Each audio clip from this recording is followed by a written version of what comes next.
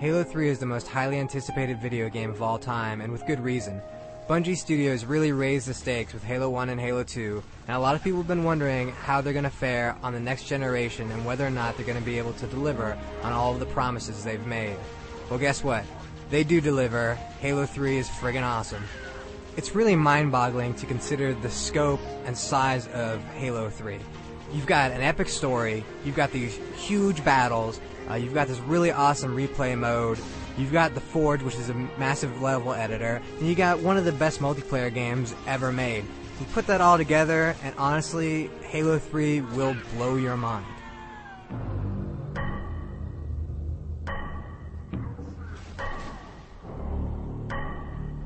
When last we saw Master Chief, things weren't going so hot for him. Cortana had been captured by the Gravemind, which is the big, ugly plant thing that controls the Flood that nobody really understood in Halo 2.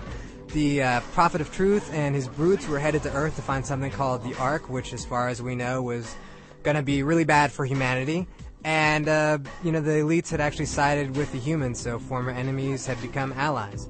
And that's pretty much where we begin in Halo 3 with Chief coming to Earth, and right off the bat, he and the Arbiter are BFF, and they just go around kicking ass for 9 levels.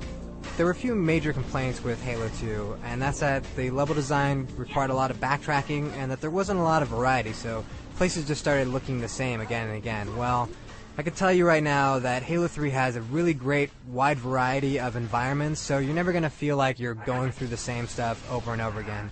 However, there is going to still be some backtracking because I just think that's in Bungie's design scheme.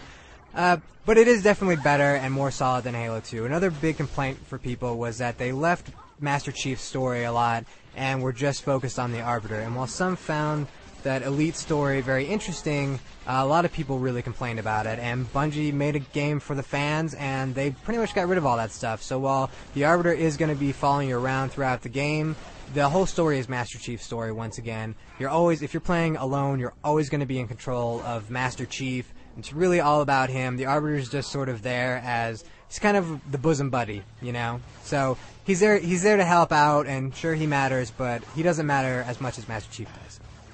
Veteran players of Halo are going to notice a few things right off the bat when they start playing Halo 3.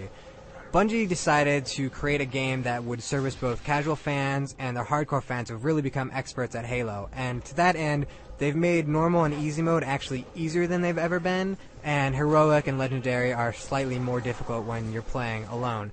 So if you've beaten the first 2 Halo games and you start on normal, you're going to miss out on a lot of stuff. There won't be turret placed in certain areas, there won't be a lot of troop reinforcements, the AI is going to be a lot more dumbed down than it usually would be, and the enemies aren't going to use as much equipment either, and equipment is one of the cool new things that they've added this year, and it's really great to see those enemies on heroic and legendary level actually throwing down like a bubble shield to protect themselves, or using a flare to blind you.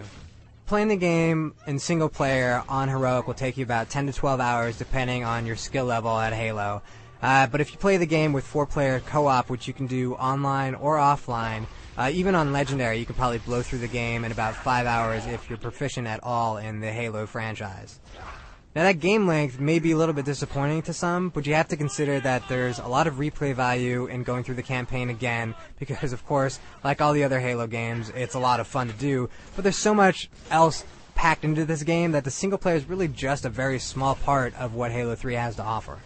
Now to help add to the game length, you're going to be able to find these secret skulls that are hidden all around the different levels. And when you activate any of these skulls, it just makes things a little bit more difficult for you. So if you're finding Halo too easy, find a couple of skulls, turn them on. They'll do things like make it so that you can't see your gun scope sight, things like that, or make it so that you take a lot of damage or that enemies throw grenades much faster than they normally would.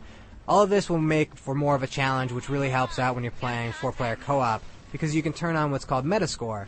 If you're playing with other people, you basically can have either a competitive score to see who's killing the most or doing the best and doing the coolest stuff, or you can do a team score where it's sort of everybody together, getting lots of kills, avoiding dying, those kind of things, and every skull that you turn on, or the higher the difficulty level, the bigger the multiplier is, so the more points you're going to score. And of course, there are achievements for beating the game with a high Metascore.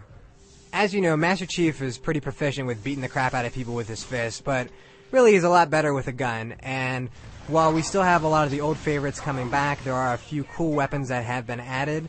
We've got the Spartan laser, which basically zooms in and fires this laser that destroys anything, vehicles, whatever it hits. You've got a flamethrower. Yes, finally Halo has a flamethrower, and it's got a really cool looking effect, and guys will actually catch on fire. There are also a couple of new grenades that you'll get to fool around with. There's a spike grenade, which can stick anywhere, and then it shoots out the spikes everywhere, does a lot of damage. And you have the firebomb, which you get later on in the campaign, and that's basically just an incendiary grenade that you throw it and stuff catches on fire, and who does not like fire? Dual wielding, which was added for Halo 2, is back again in Halo 3, but it's a lot less prominent, and that's because the battle rifle is actually the most efficient weapon in the game, and that's of course something that you can't dual wield. Really, the battle rifle was designed as that default weapon, that sort of like the M16 for Master Chief, where whenever you don't know what weapon to use, just default to the battle rifle because it usually will get you through just about any situation. One of the other big improvements is actually to the energy swords, which in Halo 2 the whole idea was just to lock onto a guy and you just instant kill. Well, now there's a little bit more depth to it, where if two guys swing their swords at the same time, they'll actually clash swords and both be stunned for a moment. So you get into these battles where guys are just hitting swords again and again trying to get at each other, and it almost becomes elegant. It's like swashbuckling in the Halo universe. Now, the Spartan laser, flamethrower, fire bombs, those are all going to be cool, but the weapon that's really going to catch on and grab your attention is going to be the gravity hammer.